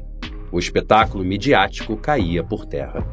Enquanto todos aqueles brilhantes seres humanos, donos da inteligência e das leis, deliberavam e criavam uma forma de me considerar culpado, eu permanecia trancado em uma cela do tribunal, saboreando um delicioso hambúrguer acompanhado de um espumoso milkshake de chocolate.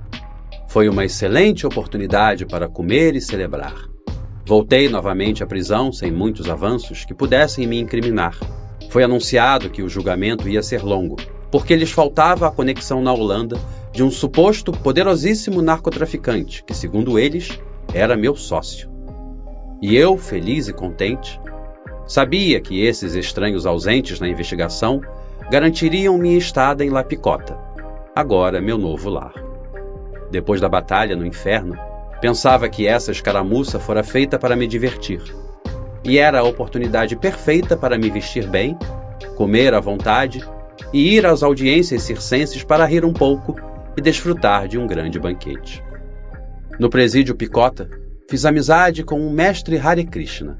Esse homem veio me ensinar a batalha que tinha começado no inferno e que não tinha conseguido terminar de visualizar. Minha parte espiritual começava a se fortalecer como uma preparação do futuro que me esperava. Passava tardes inteiras escutando aquele mestre que falava com tanta propriedade da Índia e de suas crenças. Inclusive, ele tinha raspado a cabeça, deixando o rabinho de cabelo fino que caracteriza os seguidores desse culto, parecido com o que um dia eu usei quando jovem. Descrevia a Índia de forma maravilhosa sem sequer conhecê-la. Fiquei impressionado com a ideia que ele tinha da mulher. Na sua opinião, a mulher vai caminhando de mãos dadas com o seu esposo, cada um olhando e pensando um no outro. Era surpreendente como repetia milhares e milhares de vezes aquele mantra Hare Krishna, sentado em posição de lótus para obter maior estabilidade e concentração. Mas aquele homem tinha um passado obscuro. Era um pereirano, membro da tenebrosa e bem organizada quadrilha de sequestradores dirigida por Gerardo Herrera, seu familiar.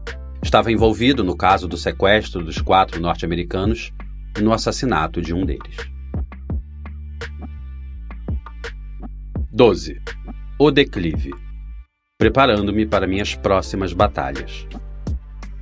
Em minhas conversas com Gerardo, aproveitei para perguntar sobre a situação dos irmãos Rodrigues Orejuela durante sua estada no presídio de Palmira.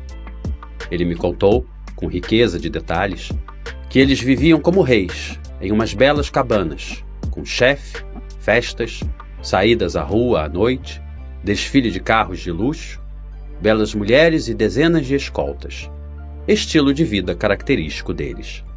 Na verdade, tinham tudo sob controle, tanto que quando chegou Ángel Gaitán Marrecha, os irmãos Rodrigues rejeitaram-no de imediato, nem sequer aceitaram que fosse seu vizinho no pavilhão anexo.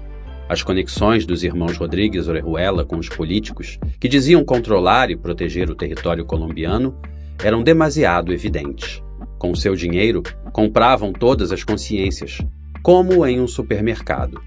Também obtive informações de Carlos Castanho. Seu poder era cada vez maior. Já na época, tinha o controle de 80% do narcotráfico da Colômbia, um exército de mais de 30 mil homens. Com sua estratégia, conseguiu obter o controle político nas prefeituras e nos governos, e maioria no honrável Congresso da República Colombiana. Carlos Castanho saía na televisão frequentemente, sempre usava uniforme de camuflagem e andava fortemente escoltado. Brilhava como um homem poderoso. Agora, graças à famosa repórter Cláudia Gorizati, esse sanguinário paramilitar tinha se tornado a nova vedete dos meios de comunicação nacionais e internacionais. Naquela época, foi libertado Carlos Mário Alzate Urquijo, o Arete, que se tornou alvo militar de Castanho. O chefe máximo das AUC temia ser delatado por Arete, em referência à explosão da aeronave da Avianca. Apesar de armar uma impressionante operação para matá-lo, seus homens só conseguiram feri-lo levemente. Naquele momento, a promotoria de Medellín interveio para proteger Arete e levou-o a um lugar seguro. Organizou-lhe os documentos para que fosse à Espanha em companhia de sua corajosa esposa e de seus filhos. E lá, ele vive até a presente data, desfrutando do dinheiro que lhe deram Jorge Luiz Ochoa, Juan Davi Ochoa, John Freidel, Félix Antônio Chitiva e Eugênia Leão Garcia Jaramillo, para que não os delatassem pelo atentado da aeronave. Esse homem nasceu com a bunda virada para a lua. A entrada de Álvaro Uribe Vélez no poder. Eu continuava em meu paraíso. Fiz meus telefonemas e esperei pelas delícias que meu amigo Sotico costumava preparar. Tudo era felicidade. Voltei a caminhar e Gerardo me alcançou. Observei a terceira cela do primeiro andar e disse a ele: Amigo, nessa cela viveram 2 personagens, Botica e José Fedor Rey Álvares, integrante das Farc e responsável pelo massacre em Tacueió, na Antioquia. Eu estava na prisão de Palmira quando o mataram enforcado em um dia de visita, ele me respondeu. Fedor era um completo elemento, com um passado escuro e selvagem. Parei minha caminhada e despedi-me de Gerardo. Fui até Sotico, que me deu um bom pedaço de carne com batata frita. Depois, dirigi-me à minha bela cela para aproveitar a televisão. O país mudava de governo e tomava posse Álvaro Uribe Vélez. Os paramilitares estavam felizes.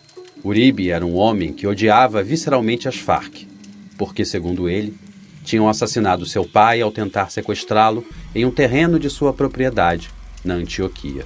O governo agora era de ultradireita, tudo perfeito para os paramilitares. Meu julgamento não me preocupava. A juíza do 3º Tribunal Especializado de Bogotá era uma mulher tranquila e respeitosa. Fui levado novamente a uma audiência, na qual esperava conhecer meu supercontato na Holanda, um tal Jairo Rico. Reconheci-o quando o vi. Aquele homem me fora apresentado por Jorge Velázquez Camelo para um negócio ilícito. Eu lhe vendera um automóvel. Entre uma alegação e outra por conta de uma promotora, o tempo passou. O promotor Bayona simplesmente não retornou. Diante de tamanha irritação com a promotora que construía a alegação, eu soltei uma pérola. Senhora promotora, eu não sou narcotraficante. O que sei fazer é matar e sequestrar. E concluí aquela frase sob o olhar perplexo da minha advogada, de quem quase lhe saltaram os olhos. Minha especialidade é romper a escolta de uma pessoa, tirá-la de seu carro ou escritório e levá-la para onde me ordenarem. Nesse momento, a sala ficou em absoluto silêncio. Ao sair da audiência, vendo o alvoroço que os jornalistas armavam, pedi minha extradição para a Holanda. Assim, voltei a La Picota. Estava muito contente, porque já havia consumido meu super hambúrguer, acompanhado do espumoso milkshake de chocolate que costumavam servir nas celas do julgamento. Uma viagem inesperada. À noite, tudo voltava ao normal. Deitamos para dormir acompanhados pela televisão, como em um dia qualquer. Contudo, às 4:30 da manhã, a porta da minha cela foi aberta com força. Um membro do GRI, Grupo de Reação Imediata, apontava para mim. Não me surpreendi. Apenas tirei minhas cobertas, mostrando-lhe as mãos, e ele me algemou e relatou por rádio que o alvo número 1 estava assegurado. Em seguida, soltou-me, ordenou que eu me vestisse e voltou a me algemar. Fiquei ali, imobilizado, à espera do que pudesse acontecer. Escutei pelo rádio quando diziam que o alvo número 2 também estava assegurado. Tratava-se de Gerardo. Logo, escutei que o alvo número 3 também estava assegurado. Era Juan Roita. Por último, o alvo número 4, o mestre Krishna. Levaram-nos para fora do presídio. A área estava totalmente militarizada. Um cordão de soldados em todos os lados do lugar destacava-se desde La Picota até a avenida mais próxima. Adeus à fuga de Gerardo, que já estava quase pronta. Chegaram com mais presos ao pavilhão 8, extraditáveis. O medo invadiu o ônibus completamente. Segundo diziam, íamos para Baile do Par. Eu estava tranquilo, porque sabia que o meu julgamento ainda não tinha terminado e eu tinha ampla experiência com as autoridades judiciais. O ônibus empreendeu lentamente sua marcha, com os membros do GRI dentro dele. Logo virou em direção ao batalhão do Exército e entramos em terreno militar. De longe, via-se o heliporto. Então descansei, porque sabia que a Baile do Par não chegavam helicópteros, e concluí que estava indo para Cómbita, em Boyacá. Depois de 50 minutos de voo, comecei a vislumbrar o enorme e temido presídio de Cómbita, cercado de alambrado e guaritas de segurança. Um campo de concentração. Resplandecia imponente e moderno. Aterrissamos no heliporto da prisão e dali seguimos em um ônibus azul, que nos levou rapidamente para as mandíbulas do enorme monstro. Entramos na sala de registros, que é um pequeno compartimento de não mais de 40 metros, coberto com malha de aço.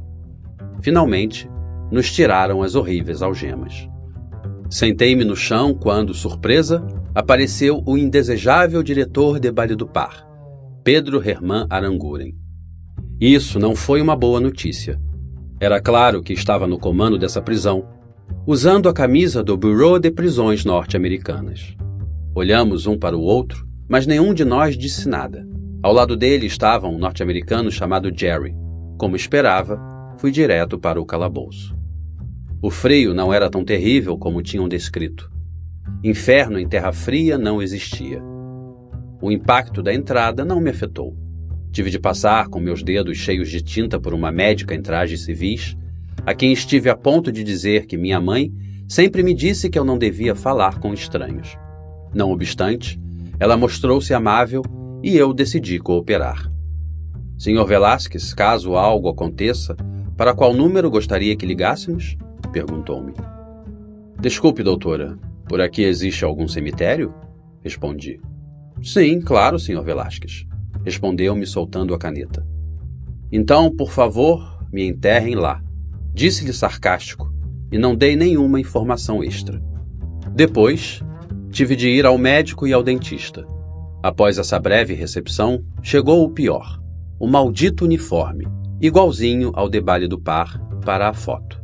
Algo dentro de mim dizia-me que naquela oportunidade eu não estaria só e que grandes coisas viriam para mim.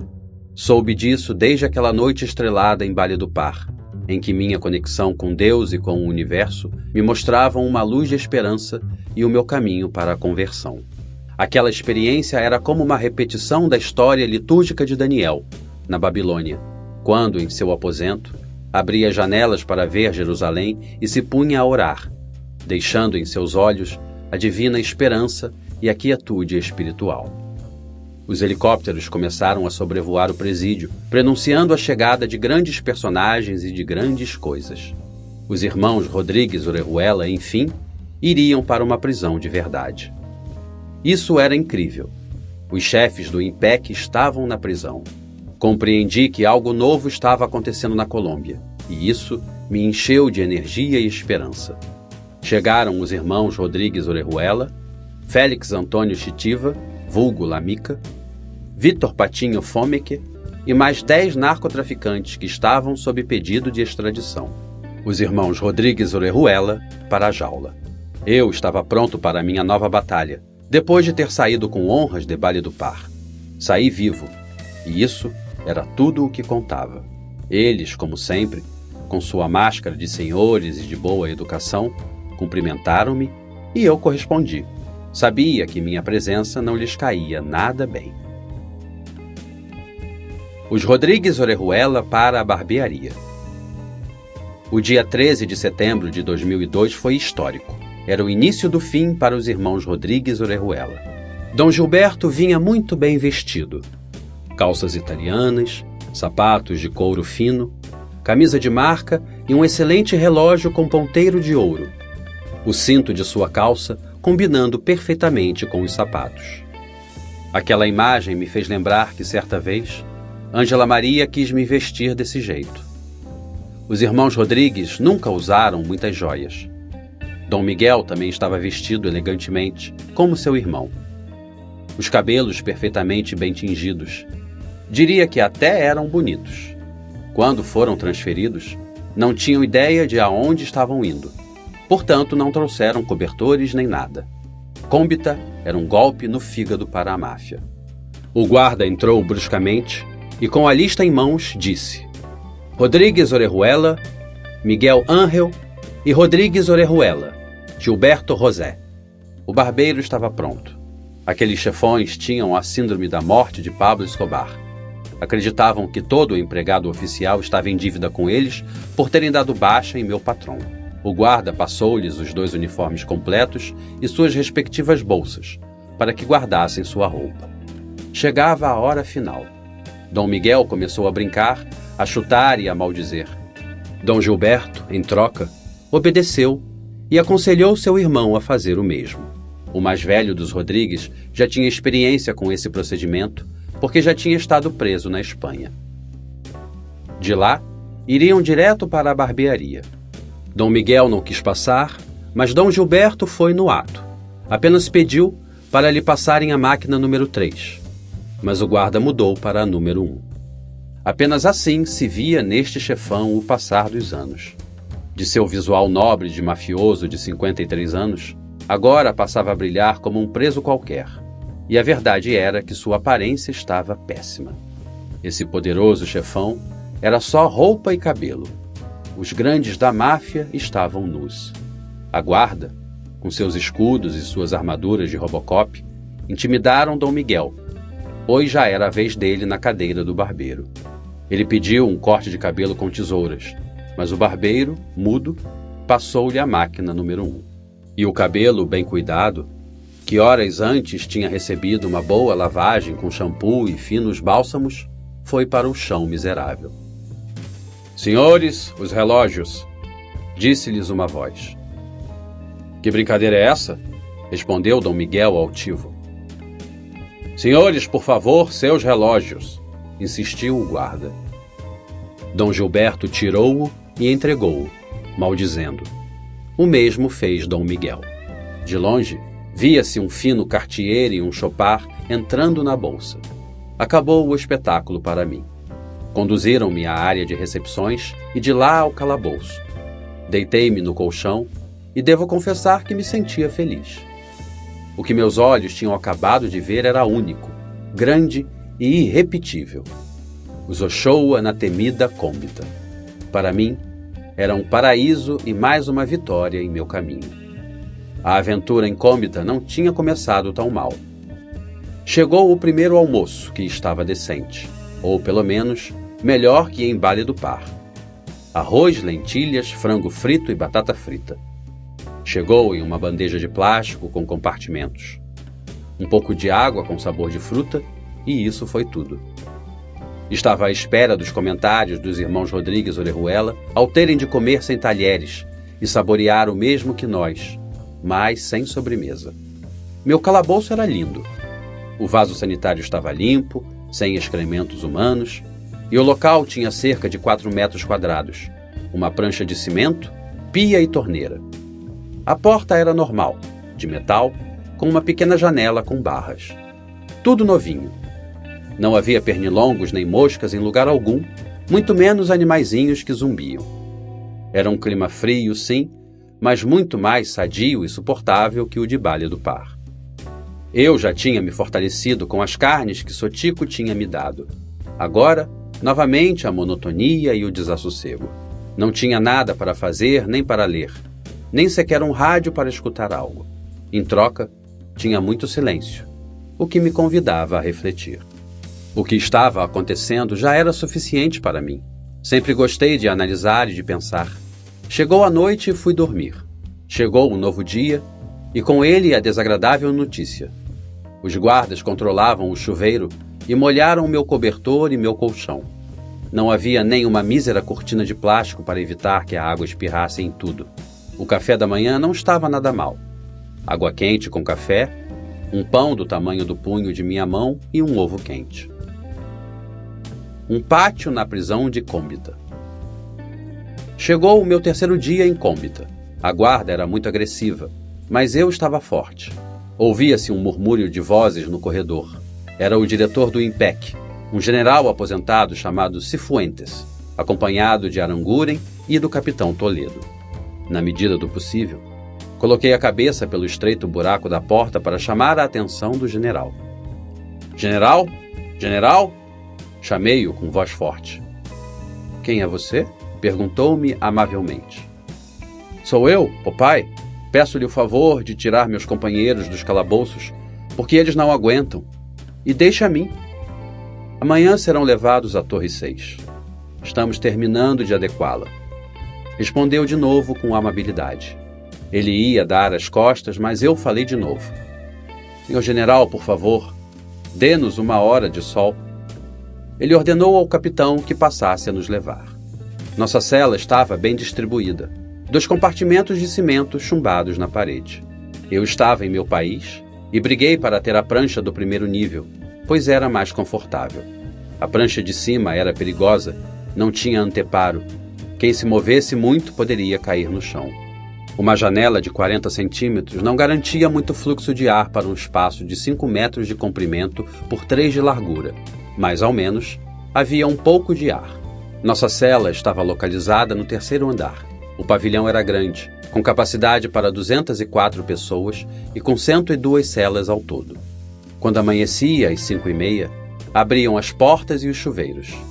A água gelada ajudava a enfrentar o frio. Isso era parte de minha nova batalha. Aquela água em Baile do Par teria sido o maior tesouro. Em chuveiros comuns, tínhamos de dizer adeus à intimidade. Ali estávamos todos nus. Revezávamos de 2 em 2 no chuveiro.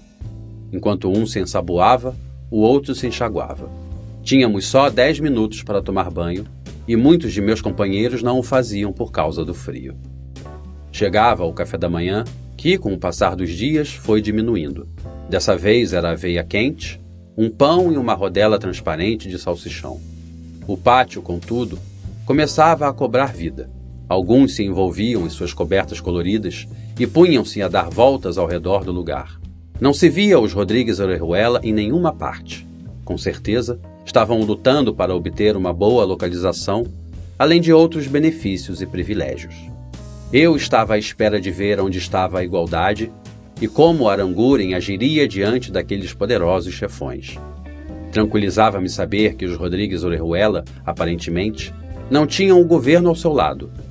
Todavia, ainda conservavam bastantes senadores corruptos nas fileiras da política nacional. Chegou a guarda e todos tivemos de nos enfileirar para sermos contados. Pronto, 54. A guarda saiu e eu assumi o controle do pátio. Passei à frente e me dirigi a meus companheiros. Senhores, hoje eu assumo o controle do pátio antes que cheguem outras pessoas inescrupulosas e o façam buscando seu próprio benefício, disse-lhes. Todos me apoiaram. Organizei turnos para o telefone, a fim de evitar qualquer atrito entre nós. Igualmente, organizei turnos para o banheiro e seguimos adiante. Compartilhando o pátio com os Rodrigues Orejuela. Um novo amanhecer, e com ele uma nova luta. Eram 7h20 da manhã. De repente, explodiu uma grande confusão com golpes nas grades. O momento tinha chegado. Entravam no pátio 6 da prisão de Cômbita os irmãos Rodrigues Orejuela, acompanhados de uns 20 pesos pesados da máfia, procedentes do presídio de Palmira. Buonomo riu e disse algo premonitório. Pope, vão extraditar esses velhos filhos da puta. Buonomo tinha um ódio enorme por ter cooperado no assassinato de Pablo Escobar. Eu guardava a minha dor dentro de mim, mas estava claro que Pablo já tinha morrido e que eu devia assumir a minha nova vida, a qual tinha começado no momento em que decidi deixá-lo e entregar-me à justiça. Uma nova vida que se confirmou em mim no dia em que eu soube que tinham assassinado meu patrão. Agora, a vida me estava dando a oportunidade de ver como todos e cada um dos participantes de tantas guerras caíam, um por vez. Cada um de uma maneira diferente, como se seu destino estivesse marcado por algum caminho em comum. Aqueles homens fortes e poderosos eram novamente trazidos ao meu destino, para que eu pudesse presenciar a sua queda. Os grandes chefões estavam diante dos meus olhos, usando aquele odioso uniforme caque com suas listras laterais de cor laranja. Assim, eram vistos como seres insignificantes e desamparados. Guerra é guerra, e eu devia aplicar uma de suas estratégias. Agora estava só, sem meu patrão, sem meus companheiros de guerra, sem meus amigos, sem minha família. Sem nada além de meu espírito de guerreiro, que tinha se fortalecido no inferno com a tortura diária e em escassos 2 meses de fortalecimento físico. Então, apliquei o que reza o velho ditado: se não pode com o inimigo, una-se a ele. Eu sabia que seu poder político e jurídico remanescente, incluída a polícia, mais a sua fortuna, eram grandes fatores que permitiriam atravessar o sistema do novo INPEC. Era o momento da contagem, todos na fila como de costume. Ao terminar aquela rotina diária, eu soube que era o momento adequado. Passei à frente, dirigi-me a meus companheiros e, naquele mesmo instante, entreguei o controle do pátio aos irmãos Rodrigues Orejuela. Eles ficaram completamente surpresos com a minha atitude e aproximaram-se para me agradecer. Dom Miguel, convicto de estar adquirindo novamente algum poder, tomou a palavra e fez um discurso aos réus, como sinal de aceitação. Reservei-me o direito de controlar o telefone, que em uma guerra é vital. Um belo dia, aconteceu algo que só pode ter sido obra do destino. O guarda do turno chamou Miguel Rodrigues Orejuela e John Jairo Velásquez Vásquez. Eu estava no telefone, cumprindo a minha tarefa, mas a deixei e fui imediatamente à grade. Dom Miguel, com sua arrogância de homem mafioso, fez a guarda esperar. O funcionário sacou um de seus dispositivos de segurança e pôs uma algema em meu pulso esquerdo. Assim que Dom Miguel apareceu, foi algemado imediatamente. Nós nos olhamos e começamos a rir. A vida é irônica. Um dia tínhamos travado guerras mortais, tentando matar-nos um ao outro, e agora a vida quase nos fundia em um só, acorrentados por um par de algemas. Empreendemos nossa caminhada rumo à cabine de advogados, tentando fazer com que aquelas algemas de aço inoxidável não machucassem nossos punhos. Enquanto mantinha o ritmo da caminhada, pensava que havia um lugar em que os bandidos sempre se encontram, sendo amigos ou inimigos, e que esse lugar não era outro senão a prisão ou o cemitério, onde, de um lado, nosso corpo se vê privado de liberdade, bens, honra e vaidades, mas, por outro, nossa alma se enche de aflições, desesperança e escuridão.